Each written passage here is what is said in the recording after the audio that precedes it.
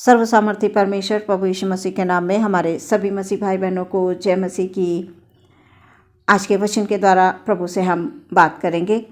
यहूदा की पत्री 1 अध्याय 24 और 25 पद मैं पढ़ूंगी। यहाँ पर इस प्रकार से लिखा हुआ है, अब जो तुम्हें ठोकर खाने से बचा सकता है और अपनी महिमा की भरपूरी के सामने मगन और निर्दोष करके खड़ा कर सकता है, उस एकमात्र परमेश्वर हमारे उद्धारकर्ता की महिमा और गौरव और पराक्रम और अधिकार हमारे प्रभु यीशु मसीह के द्वारा जैसा सनातन काल से है, अब भी हो और युगानुयुग रहे। आमीन। परमेश्वर का धन्यवाद है। वचन ये बताता है कि वही तुम्हें गिरने से बचाएगा। हमारा परमेश्वर ही हमें गिरने से बचा सकता है। प्रियो, हम सभी लोग कहीं ना कहीं किसी बात में हर रोज़ गिरते हैं। जाने अनजाने में हमसे बहुत सारी गलतियां हो जाती हैं। कभी कभी हम अपने मुंह से किसी को कुछ बोल देते हैं या मन में कुछ विचार ऐसे आ जाते हैं जो परमेश्वर की दृष्टि में ठीक नहीं है, यानी गलत है। लेकिन आज प्रभु से हम ये प्रार्थना करेंगे कि वो हम सबको हमेशा संभाले रहे, हमें पाप में गिरने ना दे। बहुत सारे लोग हैं प्रियो, आज उपवास कर रहे हैं, जबकि इन 40 दिनों के उपवास में हम चल रहे हैं। ये हमारे लिए खास दिन है। परमेश्वर के वचन के अनुसार जब हमें परमेश्वर की शक्ति और सामर्थ्य को प्राप्त करना है, यानी आत्मा में उन्नति करनी है, तो हमें उपवास रखना अवश्य है। हमारे उपवास का क्या विषय होना चाहिए प्रियो? हम उपवास क्यों करते हैं, किस लिए करते हैं? प्रियो, हम परमेश्वर से हर दिन प्रार्थना करते हैं कि प्रभु आप हमको संभालिए, आप हमारी रक्षा कीजिए, आप हमें संकटों से बचाइए, आप हमें विपत्तियों से बचाइए। हम हर दिन एक दूसरे के लिए प्रियो प्रार्थना करते हैं, और जो लोग एक दूसरे के लिए प्रार्थना करते हैं, सच में परमेश्वर उन्हें आत्मा में उन्नति देता है। और जब हम उपवास के साथ प्रभु के पास किसी विशेष बात को लेकर, यानी एक उद्देश्य के साथ आते हैं, तो हमारा परमेश्वर हमारी सुनता है, हमारी सहायता करता है और हमारी मदद करता है। प्रियो, परमेश्वर को किस तरह के उपवास पसंद हैं, वो क्या चाहते हैं? जब यीशु मसीह अपने चेलों से बात करते हैं तो वो इस बात को कहते हैं कि जब तक दूल्हा साथ है, बाराती उपवास नहीं कर सकते, लेकिन जब दूल्हा अलग होगा तो बाराती उपवास करेंगे। हम मरकुस 2 अध्याय 19 पद 20 पद में पढ़ सकते हैं। यीशु मसीह हमें इस बात को बताना चाहते हैं कि जब मैं इस पृथ्वी पर था, उन दिनों में मैं तुम्हारे साथ था, मैं तुम्हारा दूल्हा, यीशु मसीह हमारा दूल्हा। लेकिन एक दिन मैं अलग हो जाऊंगा। अब वो पिता के दाहिने हाथ में बैठा हुआ है प्रियो, मुर्दों में से वो जी उठा है। हम सब इस बात पे विश्वास करते हैं कि हमारा यीशु प्रभु जिंदा हुआ और वो जीवित उठा लिया गया, और हम सब आज जीवित परमेश्वर की आराधना करते हैं। ये हम जो पढ़ रहे हैं, जो सुनते हैं, ये जीवित वचन है प्रियो। हमारा विश्वास हमारे परमेश्वर में है। प्रियो, हमारे परमेश्वर को क्या भाता है?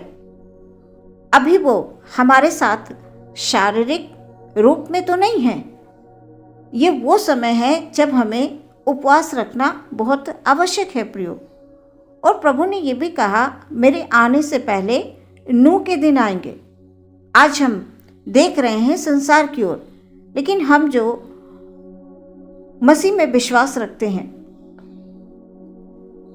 उनके लिए ये खास उपवास के दिन हैं। संसार और संसार के लोग कहाँ दौड़ रहे हैं, हम अच्छी तरह से जानते हैं प्रियो। जो मसीह के लोग हैं, संसारिक बातों को, संसारिक लालसाओं को समझते हैं, लेकिन जो अन्य लोग हैं वो सिर्फ उस संसार की दौड़ में ही दौड़ रहे हैं, और हमारी आशा प्रभु में है। कई लोगों का कहना होता है कि उपवास रखना जरूरी नहीं है। प्रभु यीशु मसीह खुद उपवास में थे प्रियो। उन्होंने खुद 40 दिन 40 रात निराहार रहे और हमें वो एक उदाहरण देकर गए हैं। प्रियो, मूसा ने भी उपवास किया। एस्तर को जब जब इन लोगों को आवश्यकता हुई, किसी विशेष उद्देश्य के साथ उन्होंने प्रार्थना की, उपवास किया। प्रियो, आज परमेश्वर हमें अवसर देते हैं कि हम अपने परमेश्वर के पास सच्चे पश्चाताप के साथ आए। हम उपवास के महत्व को समझें। हम इन दिनों में जो कि हमारे खास दिन चल रहे हैं, 40 दिन के उपवास, हमें इनका महत्व समझना बहुत आवश्यक है। हम उपवास रख लेते हैं, हमारे पास कोई उद्देश्य नहीं है, हमारी उन्नति नहीं होती है आत्मा में, तो प्रिय हमारा उपवास करना व्यर्थ है। हम समझ सकते हैं कि हमारे प्रभु यीशु की भी परीक्षा हुई थी और प्रभु ने वचनों के द्वारा शैतान को हराया। आज जब हम परीक्षा के समय में होते हैं, जब हमारे सामने किसी प्रकार की परीक्षाएं आती हैं, तो हम क्या करते हैं प्रियो? हम क्या उपवास रखते हैं जैसा हमारे परमेश्वर को भाता है? प्रियो, हमें वो काम करना है जो हमारे परमेश्वर को भाता है। हम कैसे विश्वासी हैं, ये हमें अपने आप को परखना है, अपने आप को जांचना है। अगर हम उपवास रखते हैं, सबसे पहला हमारा उद्देश्य होना चाहिए आत्मा में उन्नति, हमारे जीवन में परिवर्तन का होना, जो परमेश्वर देखे, जो मनुष्य देखे। मनुष्य संसार के रीति रिवाजों के तौर पे हमें देखते हैं, मनुष्य वो देखते हैं जो ऊपर से है, लेकिन हमारा परमेश्वर वो देखता है जो हृदय में है। हमारा परमेश्वर मन की बातों को जांचने वाला परमेश्वर है। प्रियो, हम मन में क्या विचार करते हैं हमारे परमेश्वर को मालूम है।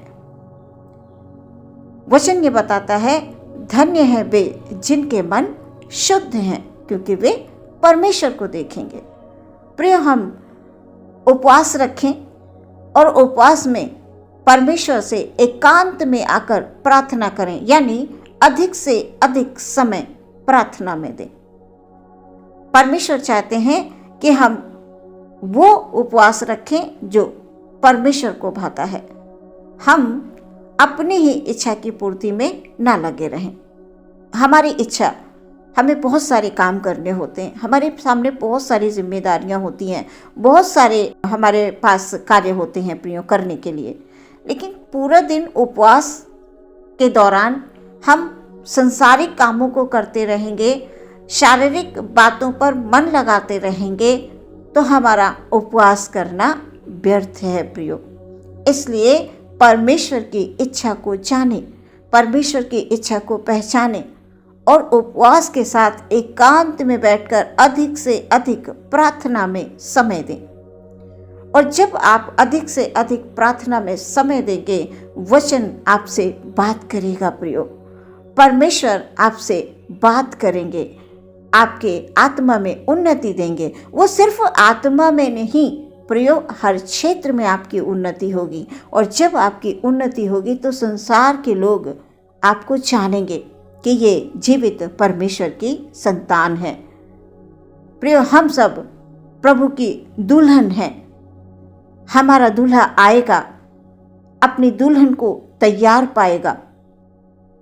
सच में प्रियो, हमें आत्मा में तैयार रहना है। आप उपवास रख सकते हैं, आप अवश्य रखिए परमेश्वर की इच्छा के अनुसार। आपको यदि आत्मा में उन्नति करनी है तो उपवास का रखना बहुत आवश्यक है, और उपवास रखने का तरीका जानना बहुत आवश्यक है। उपवास रखने के बाद प्रियो, हम परमेश्वर से प्रार्थना करें। नित्य प्रतिदिन हम प्रार्थना में बढ़ते जाएं। हमारा अधिक समय परमेश्वर के बात करने में बीतना चाहिए। प्रियो, हमारे जीवन में यदि परमेश्वर की उपस्थिति नहीं है तो हम सब कुछ जानते हुए भी अनजान हैं प्रियो। हमारे जीवन में मुंह में परमेश्वर के वचन नहीं है तो हम शैतान को अवसर देते हैं और शैतान हमारे जीवनों में आकर गड़बड़ियों को डालता है। तो हमारा उपवास करना, प्रार्थना करना, वचन पढ़ना और भी बहुत सारे हम काम करते हैं, वो सब प्रभु में हमारा परिश्रम कैसा होगा प्रियो। जब हमारे जीवन में बदलाव नहीं है तो हमारे लिए सब कुछ तो व्यर्थ ही व्यर्थ होगा प्रियो। केवल इन दिनों में ही नहीं, हमें हमेशा अपने आप को परमेश्वर के वचनों में बना कर रखना है प्रियो। हमें उपवास करना है, हमें जैसा परमेश्वर चाहते हैं आगे बढ़ते जाना है, आत्मा में उन्नति करते जाना है। आज के वचन के द्वारा परमेश्वर आपको बहुत आशीष दे। आमीन। हम प्रार्थना करेंगे। धन्यवाद धन्यवाद धन्यवाद धन्यवाद पिता परमेश्वर। Hallelujah hallelujah hallelujah hallelujah. ओ खुदाबंद, अपने सभी भाई बहनों को पिता आपके हाथों में समर्पित करते हुए प्रार्थना करते हैं खुदाबंद। Hallelujah hallelujah. हमारी जब भी परीक्षा की घड़ी आए प्रभु जी, हालेलुया हालेलुया हालेलुया, हम विश्वास के द्वारा, प्रार्थना के द्वारा शैतान पर विजय प्राप्त करें प्रभु। हमारे हृदय हमेशा वचनों से भरे रहें, कभी भी खाली ना पाए जाएं खुदाबंद। हालेलुया। जब हम इन दिनों में विश्वास के साथ हम जब प्रार्थना करते हैं, उपवास रखते हैं पिता परमेश्वर, हमारी प्रार्थना, हमारा विश्वास, हमारा दान देना, हमारा कार्य करना परमेश्वर में, हालेलुया, ऐसा हो खुदा जो आपके चरणों में ग्रहण हो मेरे परमेश्वर। हमारी आत्मा में उन्नति हो परमेश्वर, हमारे परिवार में उन्नति हो, हमारे बच्चों के जीवन में उन्नति हो परमेश्वर, हमारे कार्य के क्षेत्र में उन्नति हो प्रभु जी। हालेलुया।